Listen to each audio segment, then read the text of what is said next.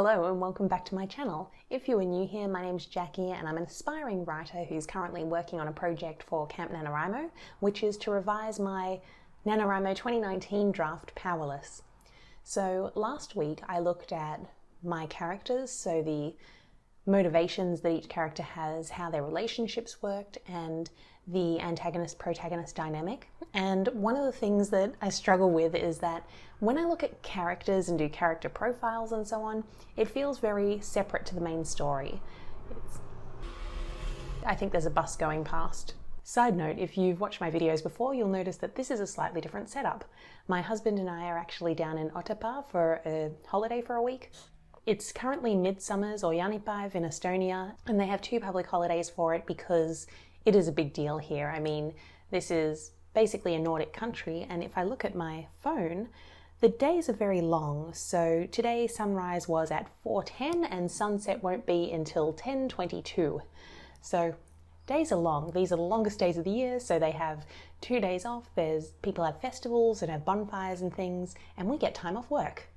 So I'm taking this time while he's still in bed to do my work. Problem is, this apartment is very warm. There's a lot of sun coming in, so I've got like the door wide open to let some air in, and that means we can hear trucks and cars and things as they pass. Hopefully it won't be too bad once I do some editing though. Anyway, what I was struggling with characters is that the exercises about doing character profiles and so on feel very separate to the book itself. And once I start moving on to writing a book or figuring out a plot, all of that just disappears, and I feel like maybe I just haven't seen these resources, but I feel there aren't a lot of resources into how to bring all of that knowledge into the book. It's sort of like you just do that character work and assume that, okay, now I've done it, it's somewhere in the back of my head and it will naturally come out as I start to write. So now that I've done the character work, today I want to look at plot. And to do that, I'm going to be using the Storyclock workbook, Story Engineering, and the Story Grid blog. So the Storyclock workbook is a workbook where you map out your book in the shape of a clock. This is really good for seeing how things are paced. You can also find symmetry between different plot points. So I've already looked at this and written down the major scenes or moments from the existing draft. And the blank one, I want to basically use to outline an ideal plot. So something where everything's in the right place and the pace is good and so on. And I'm hoping that by doing this exercise, I can work in some of those character elements, and then when I sit down to revise, it'll all be in my outline. The story clock is how I'm going to visually lay things out. To do that though, I'm also going to look at story engineering. So Story Engineering is a book by Larry Brooks, and this is actually the first real plot and structure book I ever read, and I love his approach to structure. So there are 2 key principles that I need to work with. One is that books are in 4 parts. So the first 20 to 25%, second 25%, third 25%, and the final 20 to 25. Each of these parts has quite a different tone and purpose. So part 1 is the setup. So that's when we're getting to know the world, the characters and so on. But the story itself hasn't actually started yet. Then part 2 is the response. So that's responding to whatever the event was that set the plot in motion. In this 25% of the book, the protagonist is very reactive. They're responding to whatever the book has thrown at them. Part 3 is the attack. So this is when the protagonist stops reacting and moves to the offense. They start becoming more active and going after the villain or the goal or whatever it is they want to achieve in that book. And then part 4 is the resolution. So that's where everything wraps up. Now, in a well-structured story, each of these parts should be fairly equal. What I've noticed though in mapping out the existing story clock is that they are not. So my first 25% is a little bit light, and I always knew it would be light. I really struggled to think of what to include in a book before the plot starts. And having read this and the theory, I understand that you need to care about characters and care about the world. My husband's snoring. I don't know if you can hear that. Anyway, I know you need to care about characters and the world in order to be engaged in the story for the plot to matter. However, I don't know what to put there without it just feeling like filler content. So that 25% is not currently 25% in the book. I wasn't doing this based on word count because I was using a printed out document, but based on the number of scenes, we're looking at maybe 15%. So there needs to be a bit more there, which I already knew. Then the second 25% is actually way too long. There's a whole lot happening where I quite like the second 25%. I think it's more that I need to bulk up the other parts rather than trim this down, but it's very reactive. I think the tone and the focus is right. It's sort of something happens and she's thrown out into the world, and then just more and more things happen to her. It's like she gets caught. She runs into these people and gets caught by this person, gets tortured by this person, gets taken along on a mission by this. But it's all very like she's just getting dragged through the story. But it is too long. Part 3 then is when things become more active. There is an event, which means they decide to go after the main antagonist. This, again, works well, but it's too short compared to the previous part. And it's interesting because there are so many events in part 2 that I don't know how it can be shorter, whereas part 3 is really, they've decided to do this one mission and it's just preparing for said mission and then going on said mission. So there aren't a lot of separate events. I've got to think about, I need to think about how to bring those two into balance. And then part 4 is, you've had the climax, villain defeated, everyone moves on. There's really nothing here. So we've got our climactic scene and then the little ending wrap-up scene. Now, this might not be so much of a problem because the climactic scene sort of happens at exactly, or should happen around 75-80%, so that can form part of the resolution. And if I take that into consideration, yes, it does increase the bulk of that section, but like the first 25%, it's also shorter than it should be. I think I could take more time wrapping things up at the end. So, in terms of the 4 parts of the book, I already know that I have a balance problem. Part 2 is way too long, the others are too short, especially part 1 and part 4.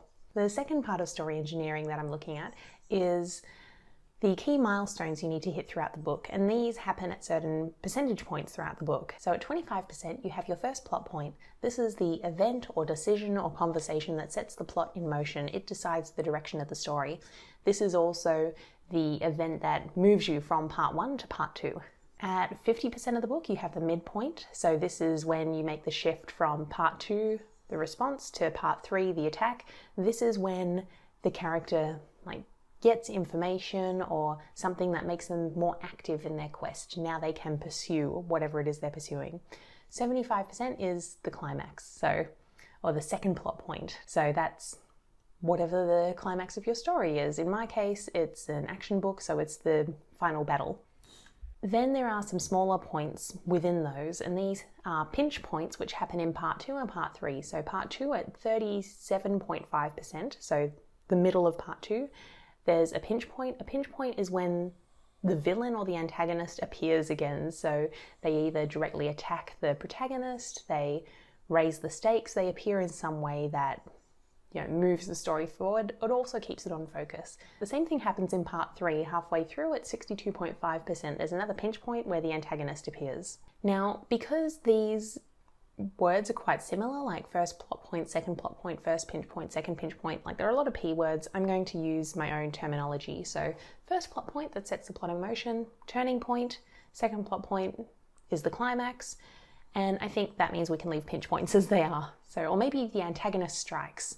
So when it comes to the major milestones, so the turning point, the midpoint, and the climax, all of those are there. So that's great. We have our event that sets the plot in motion. We have our moment when Hannah, the protagonist, decides to actively go against the antagonist, and then we have the climax, which is the final battle.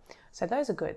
In terms of the pinch points, or when the antagonist strikes, there is nothing in part 2, so that needs to be addressed. And I'm not sure how big a flaw this is with the story, because as I mentioned earlier, she is reacting through that part of the book, but she is reacting to a lot of stuff that doesn't involve the antagonist at all. She's basically been, I haven't explained what this story is about, so if you're new, Powerless is about a girl called Hannah who's the only non-superhero in a family of superheroes, and she is kicked out of home and told to not bother coming back until she has powers. So she gets kicked out of home, and there's sort of this decision point where she needs to decide, well, am I going to go out into the world and try to make my own way, or am I going to try and figure out how to get powers so I can go back? And she decides to figure out how to get powers. So that decision is the turning point that sets the plot in motion. So that turning point, I think, works. The problem is then in part 2, because she's been thrown out into the world, she decides she needs to get superpowers. She knows that adrenaline can help trigger them, so she goes looking for trouble, and she runs into the Russian mafia, as you do.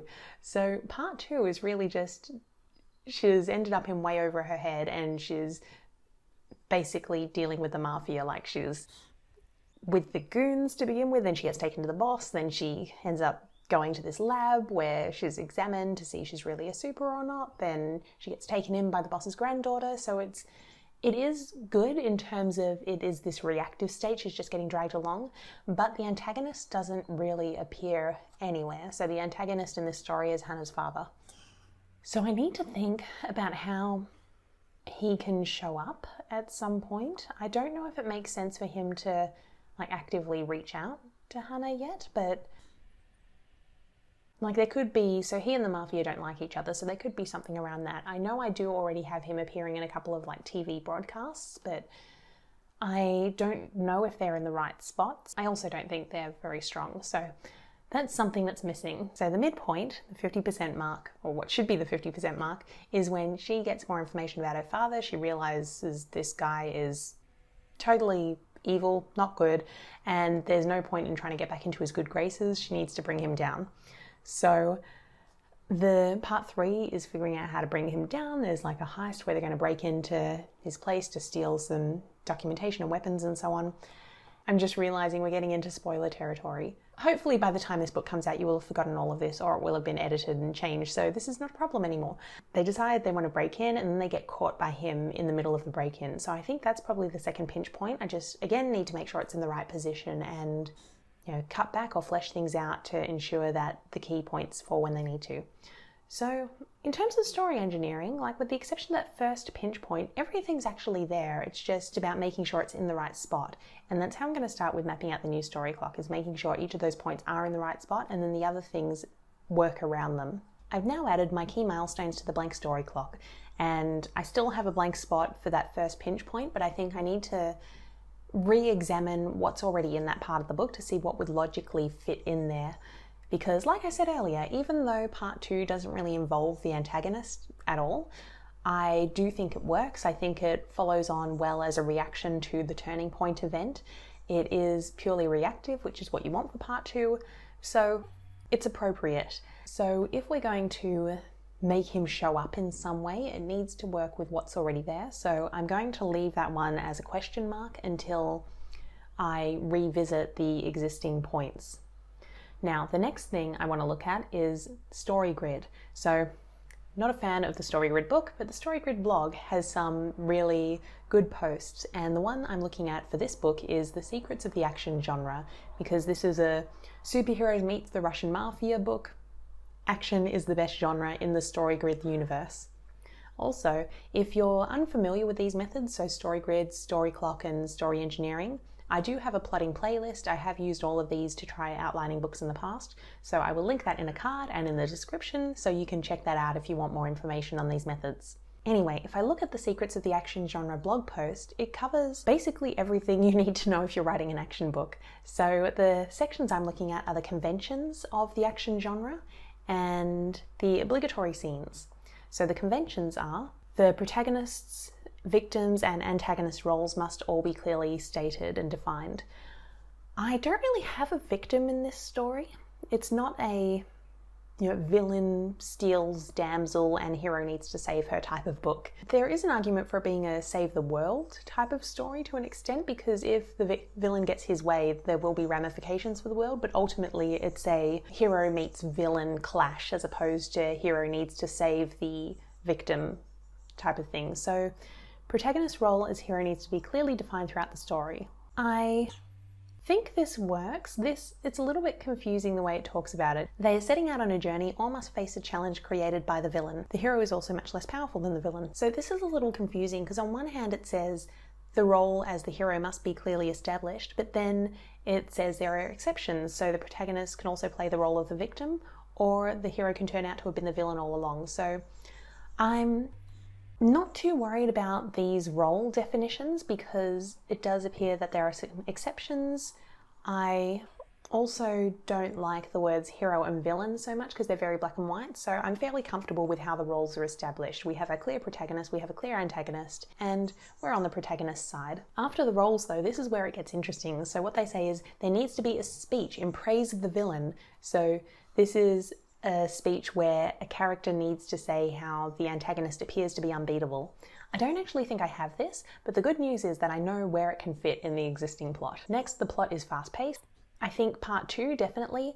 Part 3 slows down, and I'm not sure how to tackle this because, and this is one of the concerns I had before I reread the draft, was that that would feel like 2 different books, because you've got one where it's just like bang, bang, bang, event, event, event, and then in part 2, and then part 3 you've got goal and let's prepare for the goal. When I read through it though, it didn't feel like that much of a problem. It did feel like the same book. So it's going to be interesting to see what happens when I work with an editor and get some external feedback to see whether they agree or whether I'm just so in the world that I think it works. So we'll see, but the plot is fast-paced, yes, and there is a clock which establishes a limited time. And yes, in part 3, when they move on to the attack, there is actually a time limit by which they need to stop the antagonist, and that's when the final battle takes place.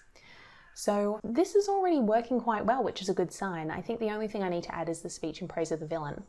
Then we get into our obligatory scenes, which are going to be helpful with the story clock, I think. The inciting incident is a life-threatening attack by the antagonist or environment.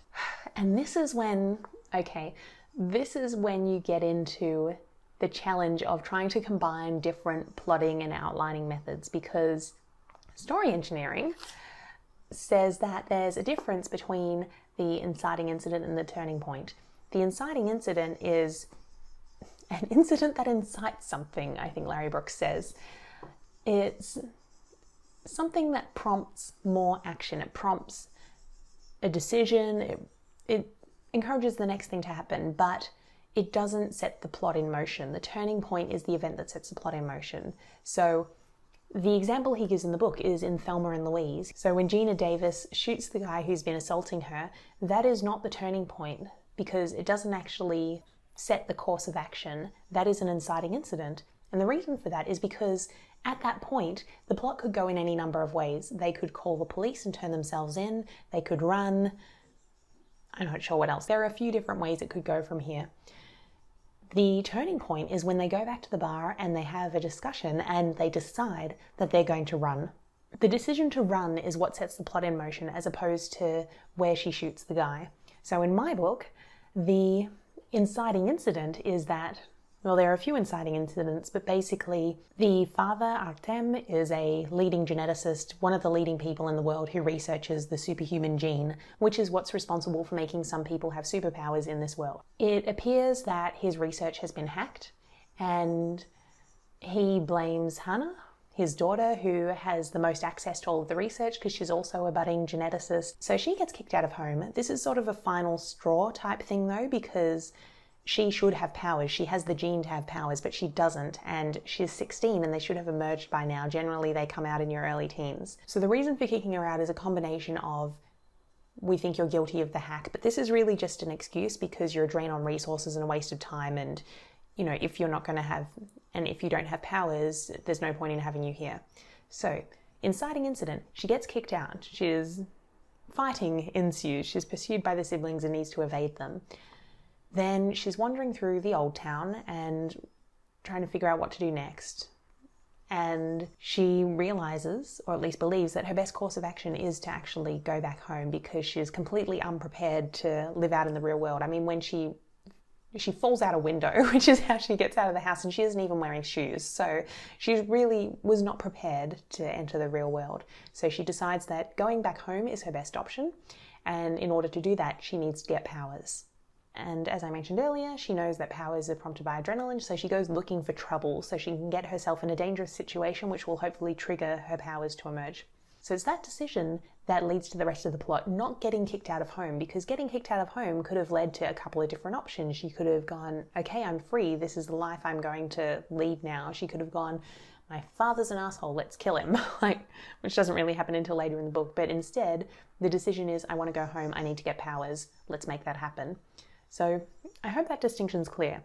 Now, the reason I bring that up is because in the obligatory scenes for the action genre on the StoryGrid website, what Rachelle Ramirez, the author, says is the inciting incident is life-threatening attack by the antagonist or environment. So here they use the term inciting incident as well, and because I have this distinction in my head between an inciting incident and a plot point, I'm not sure if they're defining the inciting incident as the one that gets the plot going, or whether it's just an incident that prompts action in that scene or that part of the book. Now, because I have read the StoryGrid book, the way Shawn Coyne, the author of that book, so there are a couple of different people who create StoryGrid content. For context, Shawn Coyne is the creator of the system. I don't think much of him, but he's the one who wrote the book, whereas on the blog there are StoryGrid qualified editors who tend to write the blog posts, and Rachelle Ramirez is one of them, and her posts, she does all of the secrets of the X genre posts, and they are excellent. The book, not so much.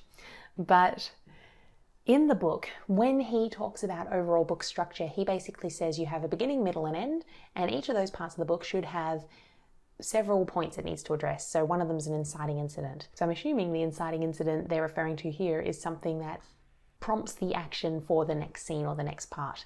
So in this case, I think the inciting incident of the action genre would be the getting kicked out of home and getting attacked and pursued by her superhero siblings. There is a life-threatening attack, which is not directly from the antagonist, but by the antagonist's minions, if you like. So, inciting incident, check. Following the inciting attack, the protagonist avoids the responsibility to take action against the antagonist. So this is like Joseph Campbell's The Hero Refusing the Call. I'm trying to figure out whether I'm cheating by trying to twist what I already have so it works here, so then I don't need to do as much work, or whether I need to do more work. So I'd be curious to hear your thoughts on this. Do you think I'm trying to twist what I already have to make it fit these things that I need to do? Or do you think the references I'm making to the book, given the limited context you have for the book, actually work? Please let me know in the comments, because I'm curious to see how this all sounds from an outsider's perspective. Anyway, protagonist avoids the responsibility to take action. I mean, if we compare this to story engineering, this could actually be spread out across parts 2 and 3, but I think this is more thinking of the hero's journey. So you've got your call to adventure, the refusal of the call, and then acceptance of the call, which doesn't happen so much because the protagonist doesn't take action against the antagonist, but that's because her goal shifts partway through the book, which might be a no-no as well. So what I'm going to do is go through the list of obligatory scenes.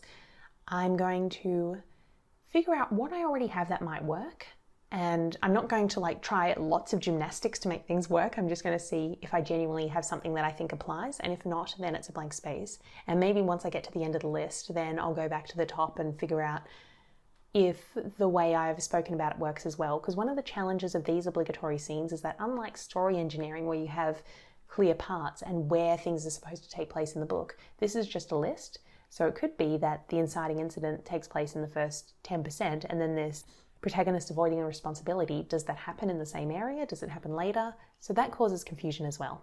But anyway, let's go through this list. So inciting incident, I have refusing to take or avoiding the responsibility to take action. Yes, because Hannah isn't originally planning to take action against the antagonist. Her father is the antagonist because he kicked her out, but she's more in the space of she wants to prove herself to him rather than fight him. Forced to take action.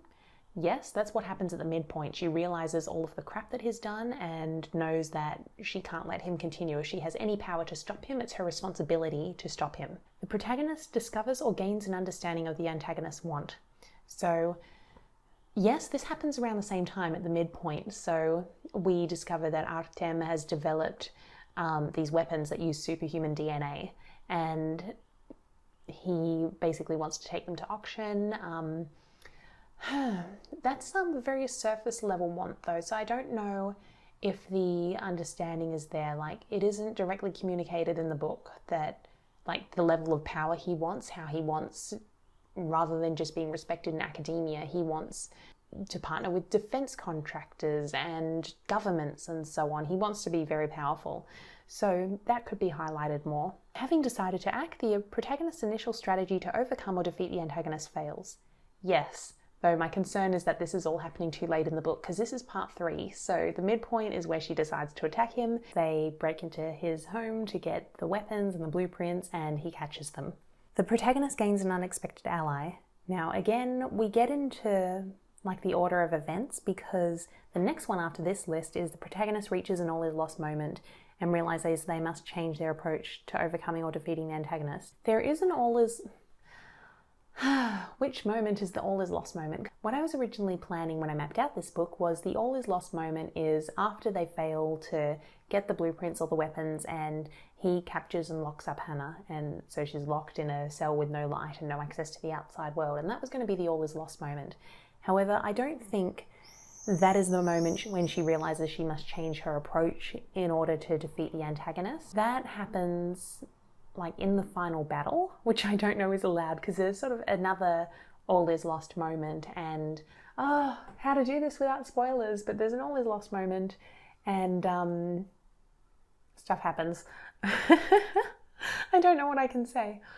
Anyway, something happens in the battle and she discovers how to, if not defeat him, fight him.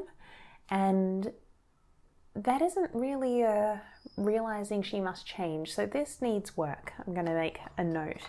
Then there's the protagonist gaining an unexpected ally. So the reason I wanted to cover this after the all is lost moment is because all is lost. She also feels like she's lost her friends in the Russian mafia because they feel like she's betrayed them. So the unexpected ally is they do actually come in and decide to help her again. So if we can flip them, then it works. Then the climactic and central event of the action story is when the protagonist is at the mercy of the antagonist, and the protagonist must express their gift to save the victim and usually themselves as well. So as I mentioned, there's no real victim, but they do need to save themselves and their friends.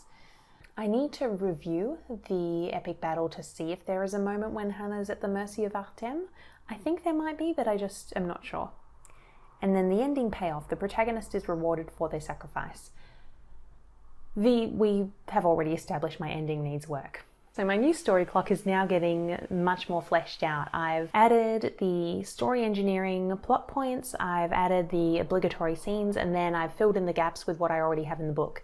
And anything that doesn't exist or needs to be addressed, I've circled. So what I still need is the pinch point in part 2. I did think of something that might have worked, which is when she encounters the mafia and later they realize that she's a super, so from that family. But that happens way too early for that to be this point, and I don't think I can push that moment back. Like if I tried to push it back, I feel like I'd be adding a lot of filler, so I need something else there. At the midpoint, there isn't a clear understanding of what the antagonist wants, so I need to add that. At the all is lost moment, the realization that she needs to change her approach to win, I don't think that's there. There's the hero at the mercy of the villain, which might be there. I think I've got something that might just need to be built up so it really feels like a, oh my god, she's about to die moment. But I've circled that just because I'm not sure. And then I have my beginning and my end. So based on where the notches are in the story clock, from 12.5% to 87.5%, things are pretty complete. Like there are those things I mentioned that I need to address, but I feel like what's there is pretty solid. However, the first 12.5%, at the moment I have 2 short chapters and there should probably be more there. I'm just not sure what else to put there. For the final 12.5%, so I've made my epic final battle go from 75% to 87.5% just because the climax is supposed to start around the 75% mark, and given that it's an action book and as StoryGrid says, it is the central event, it should take a while. So I think it's okay dedicating 12% of the book to this. Oh, that sounds really long. Is it worth dedicating 12% of the book to a single scene? Every time I make a decision, I then start to wonder if it's the right one. But anyway, at the moment I've marked out that part of the book as epic final battle because it is a fairly lengthy scene. It's not all fighting. There's the getting to the battle like sneaking into the location where it's going to be. So there are sort of these like mini scene sequences rather than it all being we're just fighting for 10,000 words. So I think it works. Then the last 12.5%, as I mentioned earlier, after the battle, there's only really one scene where they sort of meet and recap, and I think there could be something else there. I'm just not sure what. So that very end and very beginning of the book, they're a bit of a question mark for me. The other question marks are fairly small. So all in all, I think it's in pretty good shape, but I'm also aware that I'm mapping out the existing scenes in the book and squeezing them in so they fit in the right places now rather than having actually reworked anything. So in reality, even though I have all of part 2 squeezed into this quarter of the story clock, it hasn't actually changed the amount of content that's there. It is actually more than 25% of the book. So I'm not sure how to do that. Same thing in part 3, when they get caught by the antagonist, that's supposed to be at the 62.5% mark, so midpoint of part 3. And even though I've written it so it appears there on the story clock, I haven't actually changed the story itself. So in terms of word count, it's probably not in that location. So I'm not sure what to do about that, because what I originally thought when I started this exercise was that going through the obligatory scenes and looking at StoryGrid again would highlight the things that I'd missed or just hadn't included, which it has, but there isn't actually that much other than the beginning or the end. So this exercise probably isn't going to fundamentally change the overall layout of the book. So I'm a bit not stuck. I haven't been doing this long enough to say that I'm stuck, but I'm not sure what to do next. So from here, I think I'm going to take a break. Hopefully Drew will be up soon and we can go out and explore. And then I'll come back to this either later today or sometime tomorrow. Good morning. It is the next day and I'm heading towards the lake that's near our Airbnb, because if you have the choice of working somewhere beautiful, why not?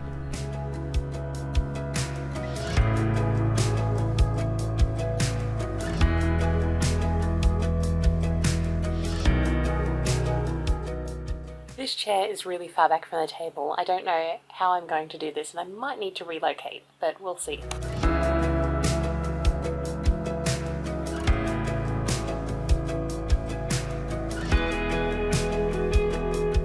Hello. I have looked at the first 25% of the book and I've added in 2 new scenes that I actually thought of last night before I was going to bed. So it shows the value of just leaving something for a few hours and not even consciously going back to it. It was just before I went to sleep, these ideas popped into my head. So there are 2 new scenes now, and that's going to affect a couple of the existing scenes and I think make it much stronger. The first one, the book's now going to open with Hannah and her father working in the lab together, which I think could be a really good way to establish more of a relationship between them, because at the moment we don't really establish anything before she gets kicked out. It almost seems like she just gets ignored, which I think can work, but since we don't have like a whole lot of time to build this up before there is the rift, I think it would make sense for them to be a little closer. I was thinking they could have a scene in the lab where she has a hypothesis that gets proven and he praises her, like says very good or something, not overly flowery, but because she gets his approval so rarely, that's like, oh my God, I'm finally proving myself to him. I think that works from her perspective. I think it works almost in the sense of how like abusive relationships can sometimes work, where the abuser is horrible to the abusee. They demean and control and even attack them time and time again, but then they're remorseful afterwards and they promise they'll be better, and there might be this lull in between spurts, if you like, or episodes of violence and abuse. And that's what often... Oh, there's a spider. And that's what persuades the victim to stay for so long, because each time they think, oh, that's the end, they're going to be better, and if I am just better and I don't trigger them, then maybe they'll turn into the person that they used to be or that I thought they were. That could work from Hannah's perspective, that she gets this praise very rarely, and that's what keeps her hope alive, as opposed to if he's just been ignoring her for the last, let's say, 4 years, then it would make less sense for her to still be invested in getting his approval and acceptance. So it works from her perspective. I don't know if it works from Artem's perspective. So I need to think about if he's going through this charade, if you like if he's still spending time with her in the lab, if he's giving her praise, even if it's dim praise, what's his motivation for doing so? One of the big parts of the story is that he sees no value in her because she doesn't have powers. And this implies that he sees some value in her as a researcher or an assistant. So I need to think about how that affects other things. I have one new scene at the beginning of the book, and then there's sort of the first inciting incident where, and I'm just realizing this lighting is very inconsistent, so sorry about that. So there's the first scene in the book, then there's sort of mini inciting incident 1, the supers get called on a mission. Inciting incident 2, there's something unusual about the mission that prompts further investigation, and then inciting incident 3, she gets kicked out as a result of this, which leads us to our turning point, which is she is going to go looking for trouble so she can develop powers and go back home. So I think that these scenes have been added in without detracting from that. They contribute to that. I worry that if I add in extra scenes, they're going to just be filler. So I'm going to continue playing with this. I might actually try to map out each of the scenes and see how they'll go. I actually didn't bring the printout of Powerless with me because I thought, oh, I'm just doing the story clock. I won't need to look at scene by scene. And now I'm like, I should have brought it so I can look at the existing beats in each scene. But oh well. So that's the first little chunk of work. I still have to do my first pinch point, my midpoint, so where the protagonist understands the antagonist's want, the realization that Hannah needs to change and the all is lost moment, Hannah being at Artem's mercy in the final battle, which I think that's something where I need to look at the printed draft so I can see what's there already, because I'm like, I know there's a moment when he's basically... Spoilers! There are things that he does in that battle where her life is in danger and others' lives are in danger, but it all happens very quickly. It's like weapons are thrown into the arena, strikes are dealt, punched, whatever. Strikes are... what's the verb? Strikes are struck. And there are things that happen, but there's no build-up, whereas my idea of someone being at the antagonist's mercy is that there's a moment when they're completely helpless, and I don't think there's the time for that at the moment, so I need to have a pause at some point. It's like The Lion King, the final battle where Scar has Simba over the edge of the cliff and Simba feels helpless, he doesn't know how to get up, and that's when Scar leans forward and goes, I'm the one that killed your father. So there is that moment when it feels like all is lost within that battle, and I don't think I have that at the moment, but I think I can work it in with the existing structure of said battle. And then there's my ending. So how are the protagonists rewarded? I don't know if I'm going to get the ending before I revise the book, and this is something that's very common in the way I write. So the way I write is that I often leave the end to the end, and this was always the way I did. In fact, I often leave the introduction to the end as well when it comes to non-fiction. So I write the body of what I want to say, that naturally flows into the conclusion and how to tie it all up, and then I go back to the introduction because I know how to introduce it all now. And that's even been the case when things are mapped out, because I do map out non-fiction quite extensively. So when it comes to this plotting work, I'm not too worried if I don't come up with the last bit before I start revising again, just because I know that this is how I work, so I'm happy to sort of revise everything to the end of the final battle and then see what feels right for the characters. And I acknowledge that that might mean that I have nothing to say beyond the little end scene that's there at the moment. However, I'm also comfortable where if I'm happy with the rest of the book and I'm not quite happy with the ending, I'm still comfortable working with an editor when it's at that stage and getting some external feedback about how things could get wrapped up. So not too worried about that end chunk. It's really just the 3 points I'm going to look at now, and then the battle, which I'll look at when I get back to the Airbnb.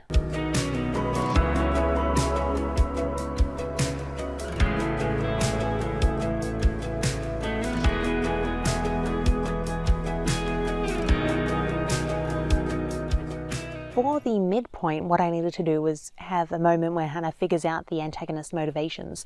And rather than adding something new to that point, what I realized is that in the new scene I'm adding to the beginning where she has the discovery, she is going to discover how to trigger a superpower reaction outside of a super's body by mixing like the DNA with the chemical, basically with a chemical cocktail.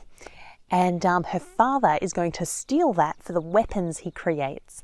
So when I originally did the draft, the weapons dealing thing that came up was really it was not part of my prepping. It was something that I thought of while I was working on the book, because I knew they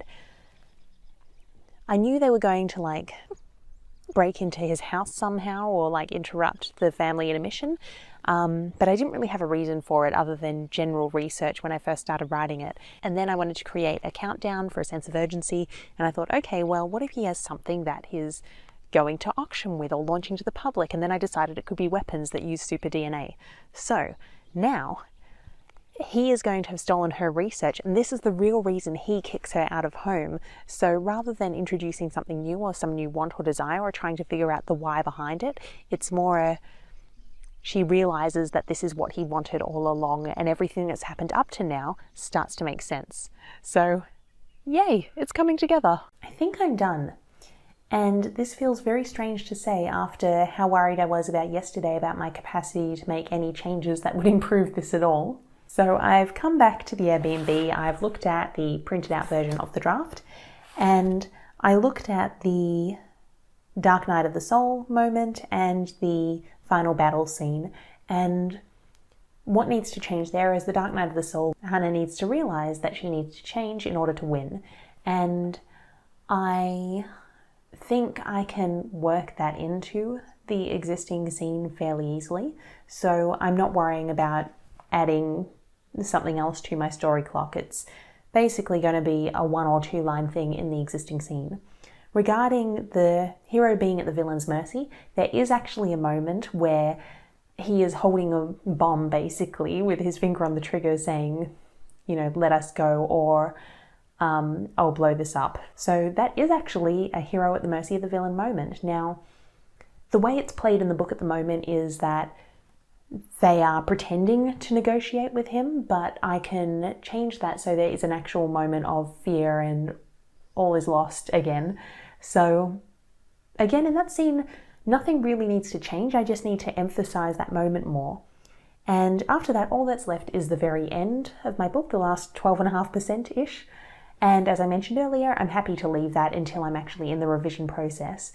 So that means I'm done with the overhauling my plot. So having done all of that work, my final story clock isn't actually that different to my original one. Most of the events are still the same. I have added those 2 new scenes I mentioned in the first quarter, and I've basically listed the same scenes but squeezed them so they fit into the 25% parts of the book. I don't know if they will actually be 25% once I start revising based on word count, but at this stage I almost feel like having this intention up front is the most important thing, because I used story engineering when I was prepping this book, and I think that's one of the reasons why I haven't had to rework much, because I did have those 4 parts when I was working on the outline originally. I did have my turning point, midpoint, climax, and pinch points in there when I was outlining it, and they might not be in exactly the right place now, but if I can get them within like 5% of where they need to be, I think I'll be pretty happy. So that is all from me for today. I am now going to wake up my husband because it's time for us to go out and enjoy the day. I hope you are having a great day, whenever it is, wherever you are. If you liked this video, please like, comment, share, subscribe, hit the notification bell. I think that's everything you can do on YouTube, and I will see you next time. Bye.